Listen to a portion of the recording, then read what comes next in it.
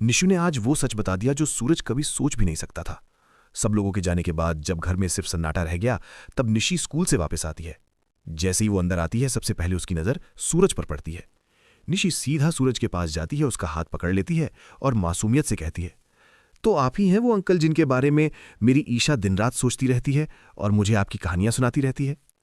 ये सुनते ही सूरज एकदम से कंफ्यूज हो जाता है। उसे कुछ समझ नहीं आता। वो तुरंत निशी को गोद में उठाता है और उसे सच जानने की कोशिश करता है, लेकिन निशी बिना कुछ और बोले उसका हाथ पकड़कर सीधा ईशा के कमरे की तरफ ले जाती है। और जैसे ही सूरज उस कमरे में एंटर करता है, वो एकदम से जम जाता है, क्योंकि उस कमरे की हर एक दीवार पर सिर्फ उसके ही पोस्टर लगे हुए होते हैं। हर तरफ सूरज, सिर्फ सूरज। ये सब देखकर उसकी सांसें तेज हो जाती हैं।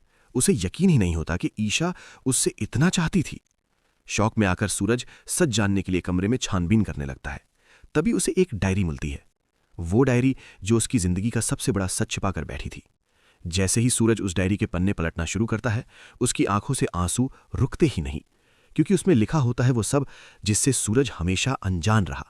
उसमें लिखा होता है कि कैसे ईशा ने सूरज को आईएएस बनते हुए देखने के लिए अपनी पूरी जिंदगी दांव पर लगा दी। कैसे उसने हर दर्द, हर मजबूरी को छुपाया, सिर्फ सूरज के सपने को पूरा करने के लिए। और सबसे बड़ा सच, ईशा ने जो कुछ भी किया वो सिर्फ मजबूरी में किया, क्योंकि उसकी मां को गुलाब सिंह ने कैद करके रखा हुआ है और अब तक उसे आजाद नहीं किया। ये सच जानकर सूरज के पैरों तले जमीन ही खिसक जाती है। वो टूट जाता है अंदर से, क्योंकि अब तक वो यही सोचता रहा कि ईशा ने उसे धोखा दिया, लेकिन असल में ईशा ने जो भी किया वो सिर्फ सूरज के लिए किया, सिर्फ उसके सपनों के लिए, सिर्फ अपने पति ब्रह्मचारी के लिए। अब सूरज पूरी तरह से हिल चुका है। उसकी सोच, उसका गुस्सा, सब कुछ बदलने लगा है। पर सबसे बड़ा सवाल अब भी वही है, क्या सूरज अब ईशा को समझ पाएगा? क्या वो ईशा को माफ करेगा और उसे अपना लेगा? अगर आप भी चाहते हो कि ईशा और सूरज एक हो जाएं, तो कमेंट में रेड हार्ट जरूर भेजना और चैनल को सब्सक्राइब करना बिल्कुल मत भूलना, क्योंकि अब कहानी में आने वाला है सबसे बड़ा ट्विस्ट। निशु ने आज वो सच बता दिया जो सूरज कभी सोच भी नहीं सकता था। सब लोगों के जाने के बाद जब घर में सिर्फ सन्नाटा रह गया, तब निशी स्कूल से वापस आती है। जैसे ही वो अंदर आती है, सबसे पहले उसकी नजर सूरज पर पड़ती है।